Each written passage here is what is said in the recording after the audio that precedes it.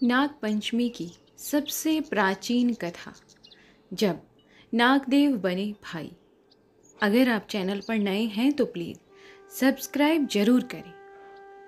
प्राचीन काल में एक साहूकार था जिसके 7 पुत्र थे।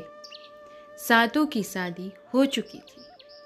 सबसे छोटे पुत्र की पत्नी श्रेष्ठ चरित्र की थी, परंतु उसका कोई भाई नहीं था।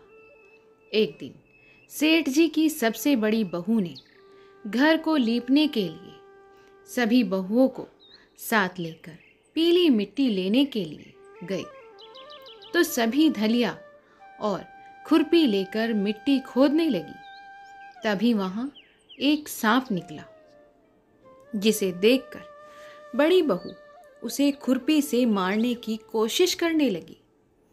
यह देखकर छोटी बहू ने उस सांप को मारने से रोक लिया। यह सुनकर बड़ी बहू ने उसे नहीं मारा और सर्प एक ओर जाकर बैठ गया। तब छोटी बहू ने उस सांप से कहा, हम अभी लौट कर आती है, तुम यहाँ से कहीं मत जाना। यह कहकर वह सबके साथ मिट्टी लेकर घर चली गई और वहाँ कामकाज में फंसकर सांप से किया हुआ वादा वो भूल गई। जब छोटी बहू को दूसरे दिन वह बात याद आई, तो वह सभी को साथ लेकर वहां पहुंची और सर्प को उस स्थान पर बैठा देख बोली, सर्प भैया नमस्कार। सर्प ने कहा, तू भैया कह चुकी है, इसलिए तुम्हें माफ कर देता हूं, नहीं तो झूठी बात कहने के कारण मैं तुम्हें डस लेता। वह बोली, भैया मुझसे भूल हो गई, मैं अक्षमा मांगती हूँ। सांप बोला, अच्छा, तू आज से मेरी बहन हुई और मैं तेरा भाई, तुझे जो मांगना है मांग। वह बोली, भैया मेरा कोई भाई नहीं है, अच्छा हुआ जो तुम मेरे भाई बन गए। कुछ समय बीतने पर वह सर्प मनुष्य का रूप लेकर उसके घर आया और बोला कि मेरी बहन को भेज दो। सब हैरान हो गए, क्योंकि सभी जानते थे कि इसका तो कोई भाई है ही नहीं। तो सर्प बोला, मैं इसका चचेरा भाई हूं, बचपन में ही बाहर चला गया था। ऐसा सुनकर घर के लोगों ने छोटी बहू को उनके साथ भेज दिया। उसने मार्ग में बताया कि मैं वही सर्प हूं, इसलिए तू डरना मत और जहां भी चलने में कठिनाई हो वहां मेरी पूंछ पकड़ लेना। छोटी बहू उसके कहे अनुसार उसके घर पहुंच गई। वहां के धन और ऐश्वर्य को देखकर वो चकित हो गई। उसके घर में इतना धन और इतना ऐश्वर्य था कि वह देखती ही रह गई। एक दिन सर्प की माता ने उससे कहा, मैं एक काम से बाहर जा रही हूं, तू अपने भाई को ठंडा दूध पिला देना। लेकिन छोटी बहू को ये बात ध्यान नहीं रही और उसने गलती से सांप को गर्म दूध पिला दिया, जिससे उसका मुख जल गया। यह देखकर सर्प की माता बहुत क्रोधित हुई, परंतु सर्प के समझाने पर वो शांत हो गई। तब सर्प ने कहा कि बहन को अब उसके घर भेज देना चाहिए। तब सर्प और उसके पिता ने उसे बहुत सा सोना, चांदी, जवाहरात, वस्त्र, भूषण आदि देकर उसके घर उसे पहुंचा दिया। इतना सारा धन और देखकर बड़ी बहू ने ईर्ष्या से कहा, तेरा भाई तो बड़ा धनवान है, तुझे तो उससे और भी अधिक धन लाना चाहिए। सर्प ने यह बात सुनी तो उसने सभी वस्तुएं सोने की लाकर दे दी। यह देखकर बड़ी बहू ने कहा, झाड़ने की झाड़ू भी सोने की ही होनी चाहिए। तब सर्प ने झाड़ू भी सोने की लाकर रख दी। जैसा बड़ी बहू कहती रही वैसा सर्प करता रहा। सर्प ने छोटी बहू को हीरा मणियों का एक अद्भुत हार भी दिया था। उसकी प्रशंसा उस देश की रानी ने भी सुनी और वह राजा से बोली कि साहूकार की छोटी बहू का हार यहाँ आना चाहिए। राजा ने मंत्री को हुक्म दिया कि उससे वह हार लेकर शीघ्र उपस्थित हो।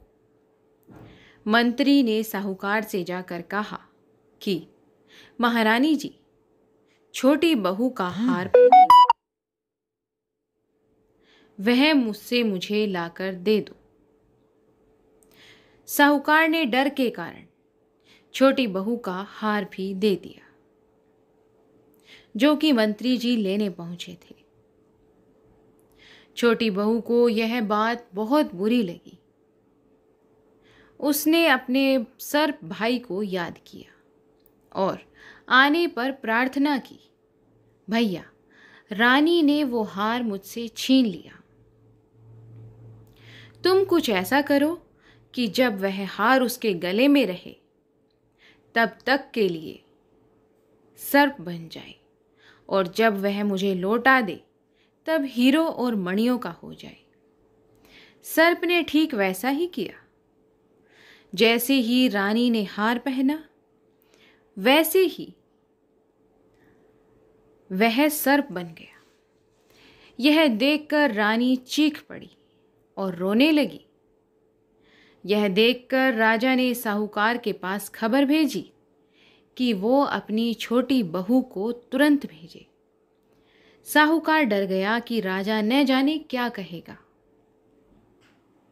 वे स्वयं छोटी बहू को साथ लेकर उपस्थित हुए दरबार में। राजा ने छोटी बहू से पूछा, तूने क्या जादू किया है? मैं तुझे अब इसके लिए दंड दूंगा। छोटी बहू बोली, राजन, धृष्टता क्षमा कीजिए।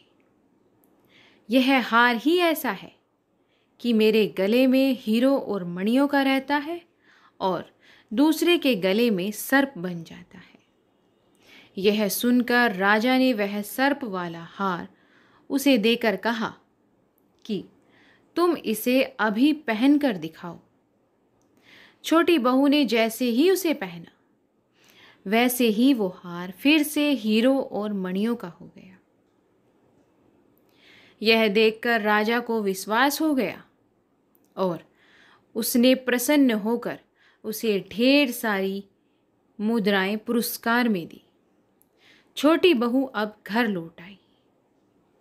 उसके धन को देखकर बड़ी बहू ने ईर्ष्या के कारण उसके पति को सिखाया कि छोटी बहू के पास कहीं से धन आया है। यह सुनकर उसके पति ने पत्नी से पूछा कि सही बता, यह धन तुझे देकर कौन गया है? कौन देता है तुझे ये धन? तब उसने सर्प को याद किया। उसने अपने सर्प भाई को फिर से याद किया। बहन को मुश्किल में फंसता देख उसी समय सर्प वहां प्रकट हुआ और कहने लगा, जो मेरी बहन के आचरण पर संदेह करेगा तो मैं उसे खा लूंगा। यह सुनकर छोटी बहू का पति प्रसन्न हुआ और उसने सर्प देवता को काफी सत्कार किया। ऐसी मान्यता है कि उसी दिन से नागपंचमी का त्योहार मनाया जाने लगा और स्त्रियां सर्प को भाई मानकर उसकी पूजा करती हैं। नागपंचमी व्रत का क्या महत्व है?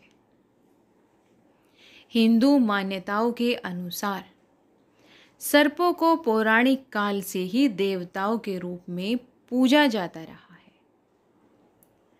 पौराणिक काल से ही इसीलिए नागपंचमी के दिन नाग पूजन का अत्यधिक महत्व बताया गया है।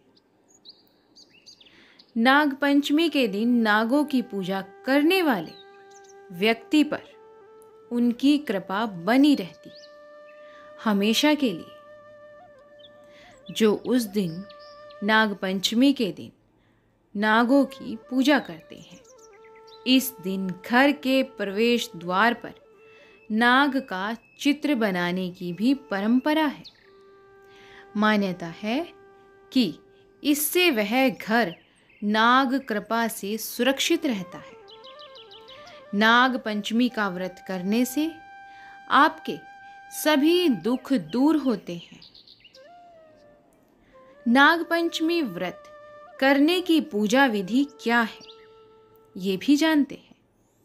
इस व्रत के देव 8 नाग माने गए हैं। चतुर्थी के दिन एक बार भोजन करें तथा नाग पंचमी के दिन उपवास करें। शाम को भोजन करना चाहिए। चतुर्थी के दिन एक बार भोजन करें तथा पंचमी के दिन उपवास करके शाम को भोजन करना चाहिए।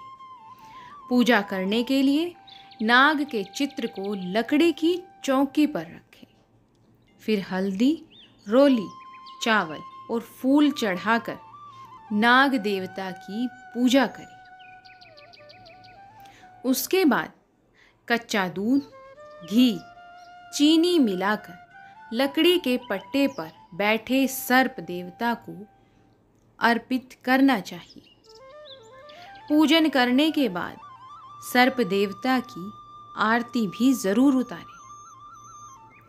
अंत में नागपंचमी की कथा अवश्य करें। इस कथा को सुनने के लिए आपका बहुत बहुत धन्यवाद। आगे ही ऐसी कथाओं को सुनने के लिए आप हमारे चैनल को सब्सक्राइब जरूर करें। धन्यवाद।